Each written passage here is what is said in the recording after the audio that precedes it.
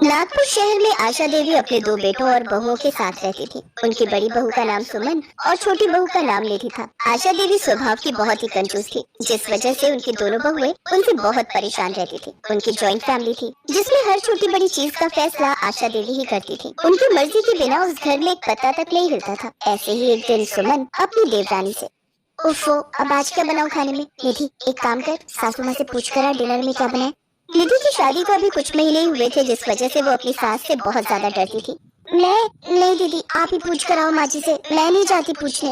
अपनी सास के डर के मारे निधि उनके सामने जाने से बहुत ही हिचकिचाती थी, जिस वजह से सुमन को ही अपनी सास का सामना करना पड़ता था और उनके गुस्से का शिकार होना पड़ता था। देवरानी जी, तुम तो सासू माँ से ऐसे बचती फिरती हो, मानो अकेले तुम्ही को उनसे डर लगता हो। खैर छोड़ो, अब मुझे ही जाना पड़ेगा उनसे पूछने। बाहर के रिमझिम भरे सुहाने मौसम को देखकर सुमन को आज कुछ अच्छा खाने का मन था, लेकिन वो जानती थी कि उसकी सास आखिर में उसे दाल चावल ही बनाने को कहेगी। इसी दुविधा में खोए हुए सुमन अपनी सास के कमरे में जा पहुंचती है और डरते हुए अपनी सास से पूछती है, मम्मी जी, आज खाने में क्या बनाना है? बहू, जो भी तेरा दिल करे तू बना ले। अरे स्टोर रूम अनाज से भरा पड़ा है, मैंने कोई कमी थोड़ी ना छोड़ी है तुम लोगों के लिए। हाँ जानती हूँ, सारा स्टोर रूम तो राशन के चावल और दालों से ही भरा पड़ा है, उसके अलावा है भी क्या इस घर में? अरे किस सोच में डूब गई, समझ नहीं आ रहा कि क्या बनाऊं? अच्छा एक काम करना, तू दाल चावल ही बना ले और साथ में पुदीने की चटनी भी बना दियो। लेकिन माँ जी, कल रात को भी दाल ही बनी थी और यहाँ तक कि आज दिन में भी हमने दाल चावल ही खाए हैं। हाँ तो दिन में काली मसूर बनी थी, अब तो लाल मसूर बना ले। अरे दाल है, पर है तो अलग अलग रंग की। माँ जी, रोज रोज यूं दाल खाना अच्छा नहीं लगता हमें। अच्छा, आई बड़ी महारानी, अपने घर पर क्या पकवान खाती थी जो यहाँ दाल चावल खाना अच्छा नहीं लगता? और इतना ही शौक है नया नया खाने का, तो लाओ निकालो अपनी जेबों से पैसे और थमाओ मेरे हाथ में। अरे घर ऐसे ही नहीं चलता, आगे पीछे हर चीज देखनी पड़ती है, और तू तो जानती ही है सब चीज कितनी महंगी होती जा रही है। अपनी सास की बातें सुनकर सुमन का चेहरा लटक जाता है, लेकिन उसके अंदर इतनी हिम्मत नहीं थी कि वो सास की बातों का जवाब दे सके। वो दुखी मन से रसोई में आती है और गुस्से में दाल निकालने लगती है। क्या हुआ जेठानी जी, आप इतने गुस्से में क्यों हो? देवरानी जी, मैं तो हमेशा ही गुस्से में रहती हूँ, लेकिन अफसोस कि मेरा गुस्सा कभी किसी पर निकल ही नहीं पाता। लेकिन हुआ क्या है जेठानी जी? होना क्या है, हमेशा दाल चावल ही खाओ, दिन में लाल दाल, रात को काली दाल, सुबह मिक्स दाल। ये दाल खा खा कर तो जिंदगी ही दाल बनकर फैल गई है।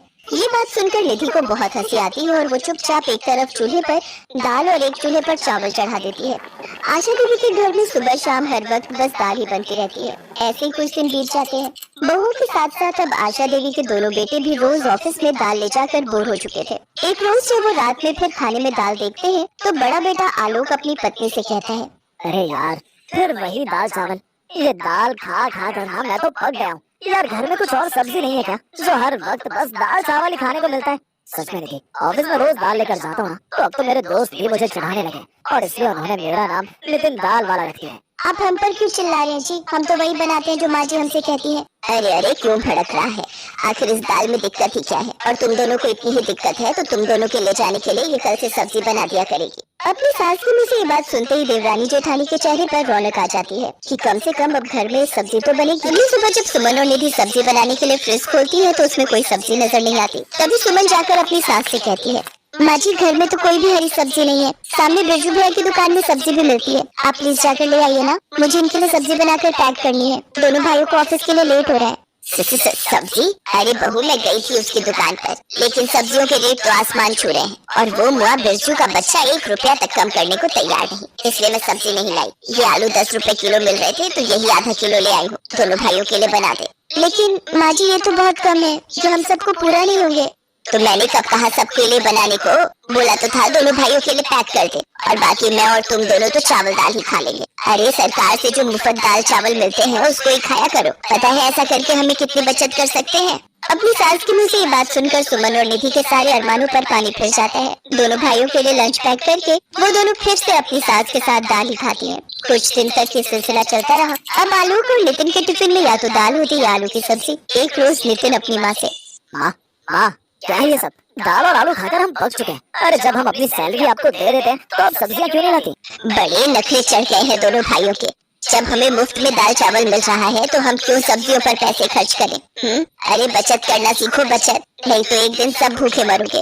और जब तक मैं जिंदा हूँ इस घर में यही बनेगा, खाना है तो खाओ नहीं तो भूखे रहो। आशा देवी अपने आगे किसी की नहीं सुनती और इसका असर ये हुआ कि दोनों भाई चोरी छुपे बाहर का खाना खाने लगे। रोज बाहर का खाना खा खा कर उनका पेट खराब हो गया। एक रात दोनों पेट पकड़कर जोर जोर से चिल्लाने लगे। सुमन, मेरे पेट में बहुत दर्द हो रहा है। जल्दी से डॉक्टर को फोन करके बुलाओ। मची, मैं अभी डॉक्टर को बुलाती हूँ। रुको, डॉक्टर को बुलाने की जरूरत नहीं है, मैं अभी तुम तीनों की नजर उतार देती हूँ। मेरे परिवार को जरूर किसी की नजर लग गई है। बस भी करो माँ जी, बहुत ही आपकी कंजूसी। निधि जल्दी से डॉक्टर को फोन करके घर बुलाती है। देखिए, आपके दोनों बेटों ने पिछले कुछ दिनों से लगातार बाहर का खाना खाया है, जिस वजह से इनका पेट खराब हो गया। इन्हें इंजेक्शन लगा दिया है, थोड़ी देर में आराम आ जाएगा। और आपकी बहू लगता है ये सब्जियां नहीं खाती, जिसके कारण इनके शरीर में जरूरी पोषक तत्वों की कमी हो गई है। मैंने इनको मल्टीविटामिन का इंजेक्शन दे दिया है, कुछ ही देर में होश आ जाएगा। लेकिन अगर ये ऐसे ही हरी सब्जियां खाने से बचती रही तो इन्हें जल्दी हॉस्पिटल में एडमिट करना पड़ेगा। पता नहीं आप लोग समझते क्यों नहीं। खाने में सब्जियों की जरूरत हमें उतनी ही है जितनी जीने के लिए सांस की। आशा देवी को अपनी गलती का एहसास हो जाता है और वो कहती है, इसमें इनकी गलती नहीं है डॉक्टर साहब, मैं ही अपनी कंजूसी के कारण इन्हें राशन में मिले मुफ्त दाल चावल खाने को मजबूर करती थी। लेकिन अब मुझे अपनी गलती का एहसास हो गया। अब से मैं अपनी ये कंजूसी भरी आदत छोड़ दूंगी और अपने बच्चों को हर तरह की सब्जियां खिलाऊंगी।